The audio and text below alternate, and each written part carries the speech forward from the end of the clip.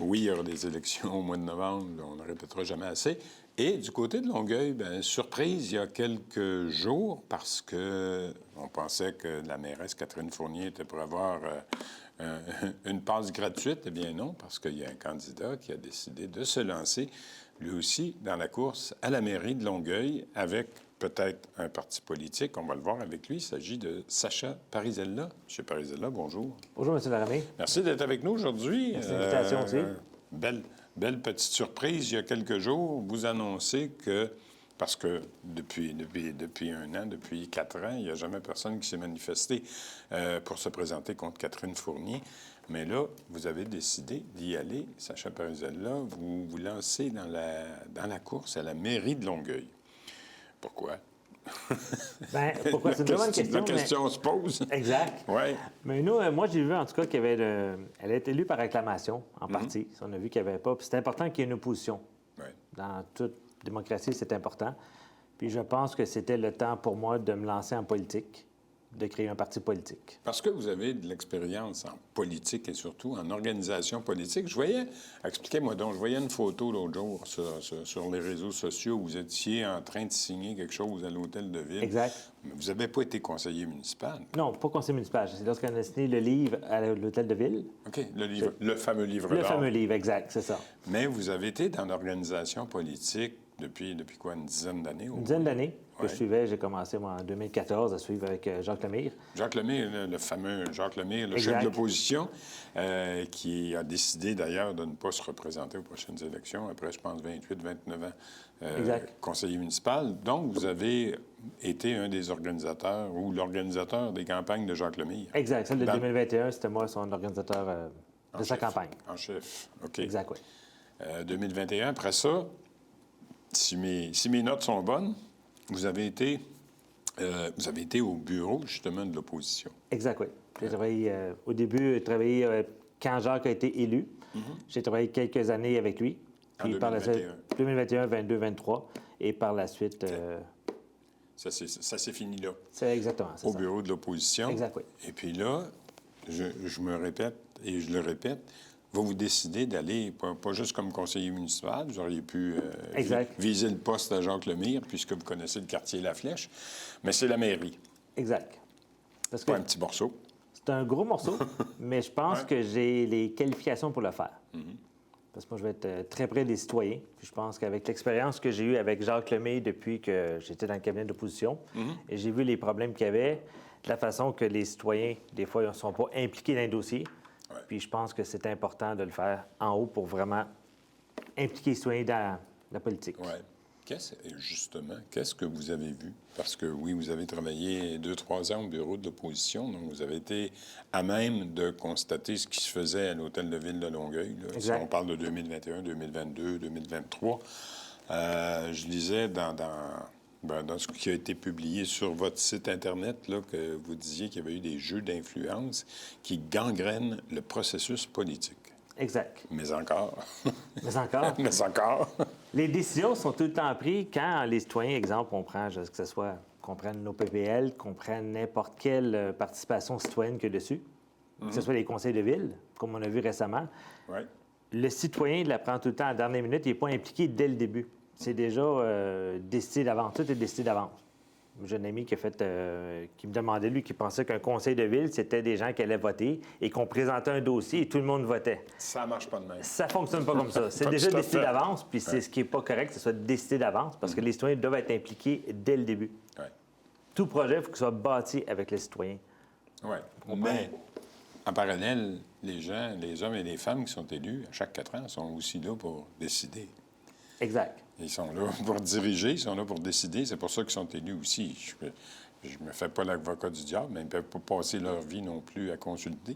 Pas consulter, mais on prend exemple Grand Boulevard, récemment. Oui. Effectivement, c'est marqué sur le site, les citoyens le savent, mais est-ce qu'ils sont réellement au courant? C'est facile de dire ils étaient au courant. Mais on aurait pu être transparent dès le début et s'assurer qu'en cours de route, ils ne faut pas arriver tout le temps dans les minutes et dire, comme ils font au conseil de ville là, ils l'apprennent, mais en même temps, les gens doivent s'impliquer. mais il faut leur permettre de s'impliquer. On prend les questions du conseil de ville, maintenant, elles sont à la fin. Ça. Il y a un processus de questions. Oui, maintenant, Ah oui, c'est vrai, ça a été scindé en deux maintenant, les assemblées du conseil. Il y en a une à 4 heures puis une à 7 heures, je pense. Exact. Oui, c'est ça. Il y a une période de questions pour les citoyens dans la deuxième période. Mais qui est à la fin. C'est à la fin complètement? À la fin. OK. Normalement, au début, avant, c'était les questions au début. Et là, le citoyen est relayé au dernier plan. Oui. Mais si on veut qu'il s'implique, on peut aussi faire un échange avec le citoyen. On peut vérifier que le citoyen, est-ce qu'il est satisfait de la réponse? Est-ce qu'on peut répondre à un citoyen? On peut changer la donne, que le citoyen soit impliqué aussi. Oui. Puis en parallèle aussi, ils ont créé, il y a 2 ans, 3 ans, un office de participation citoyenne, mais pour des dossiers bien, bien pointus et précis aussi. Là, pas dans le cas de... Par exemple, vous me parlez de Grand Boulevard, ça n'a pas été le cas. Je lisais aussi dans les notes que vous avez diffusées sur les réseaux sociaux que vous êtes conscient que vous n'avez pas ni les réseaux, ni les moyens, ni les ressources pour faire une lutte égal à égal avec Catherine Fournier. Exact. Comment vous voyez ça? Parce que aussi, vous annoncez, puis vous m'avez transmis hier certaines notes là, au sujet de votre parti politique, Agora Longueuil. Parce que vous voulez prendre la tête, vous voulez être candidat à la mairie, oui, mais également être chef d'un parti qui va s'appeler Agora Longueuil. Il y a eu des démarches qui ont été faites. Le 27 juillet, vous avez réservé le nom du parti. Le 15 août, vous avez eu une confirmation du Bureau des élections. Exact. Le 16 août, une demande d'autorisation a été faite. Le 19, vous avez reçu une réponse comme quoi tout était en cours, donc ça devrait se faire. Et la reconnaissance d'Agora Longueuil devrait se faire au cours des probablement prochaines semaines, parce que, je le répète, les élections, c'est dans 75 jours. Exact. Il va falloir que ça se fasse. Vous aviez aussi à récolter 100 signatures, je pense que c'est fait. Ça a été fait. Ça a été justement pour ça qu'on est en cours d'autorisation. Puis sur le terrain, les gens, parce qu'on ne peut pas continuer à faire de la sollicitation tant qu'on n'est pas enregistré. Le parti politique qui doit être enregistré pour faire de la sollicitation. Mais pour les 100 signatures qu'on récolte, le message était très clair des gens. Ils veulent de l'écoute. Puis ça a été... C'est ce qu'ils vous demandent? Oui. Ils ne se sentent pas écoutés. Parce que, oui, on peut être écouté, mais encore faut-il sentir que l'autre nous a écoutés. Puis c'est le plus gros problème. C'est qu'on le voit au conseil de ville, souvent on parle de transparence, qui revient souvent. On pense, exemple, aux arrondissements, qui a été un gros... Moi, en 2014, j'avais les feux extérieurs, je m'étais battu. C'est ce que j'étais pour dire. Vous avez été impliqué dans la grande bataille des feux extérieurs à Saint-Hubert, particulièrement. C'est ça. Puis les gens, c'était principalement, c'est pas juste les feux, j'ai répété. Si les gens ne veulent pas de feu, j'étais aussi d'accord. Mais moi, c'est vraiment la justice que le citoyen doit pouvoir décider. Mais il y a eu des consultations là-dessus, justement par l'Office de participation citoyenne. Il y a eu des consultations, mais la réponse, quand j'ai posé dans les conseils de ville, j'ai demandé est-ce que les feux vont continuer, la réponse a été on va suivre l'OPPL. Oui, c'est ça, l'Office de participation. Donc, clair, ça veut dire qu'éventuellement, ils vont vouloir les suivre, mais il faut les impliquer, les citoyens. Ça ne peut pas juste être l'OPPL qui le fait sans consultation. Puis, de toute façon, l'OPPL, l'Office de participation citoyenne, leur rôle, c'est de prendre justement la température des citoyens, le pouls des citoyens, de faire un rapport et de transmettre le rapport aux élus, puis après ça, ils en feront ce qu'ils voudront. Exact. Oui. Comment vous voyez la campagne? Parce que si votre parti là, voit le jour, ce qui devrait être une formalité, je pense. Exact, c'est ça. Est-ce que vous prévoyez avoir des candidats, des candidates avec vous? Parce que là, je le disais à René Grillon la semaine dernière, candidat indépendant, là, il y a des candidats indépendants, il y a un parti qui s'appelle Option Alliance, qui a été créé avec justement une autre de vos ex-collègues, Érika Marchand, qui ramasse des candidats à gauche et à droite dans les 3 arrondissements. Là, vous arrivez avec Agora Longueuil. Est-ce que vous prévoyez ou vous espérez avoir des candidats dans tous les districts? C'est notre souhait. J'imagine. Mais surtout, on veut impliquer, encore une fois, je répète souvent, les citoyens.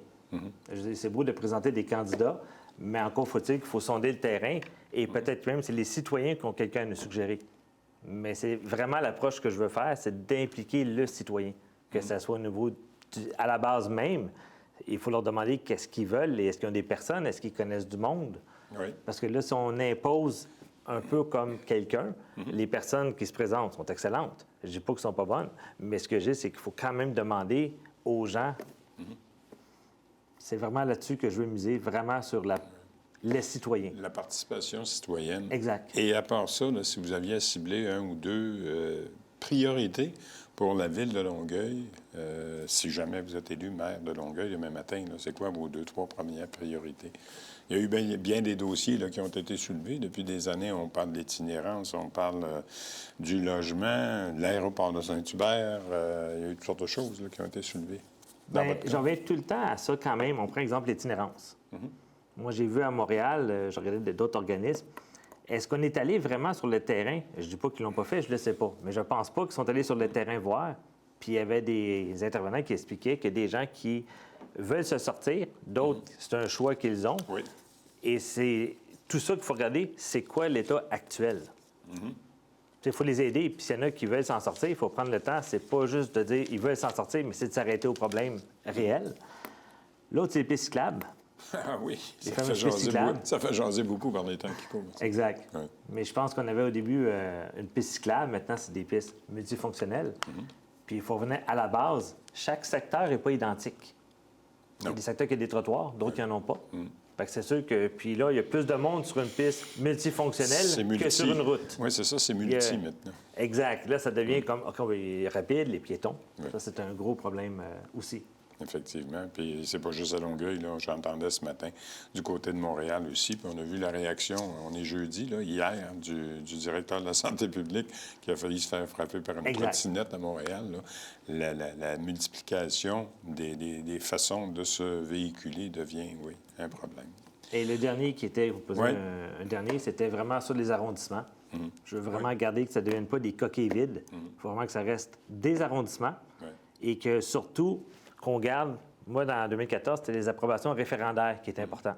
Là, si on ramène tout dans les nuisances, bien là, on n'a plus, c'est plus des règlements, là, ça devient complètement différent et les gens ne peuvent plus se prononcer ou intervenir là-dessus.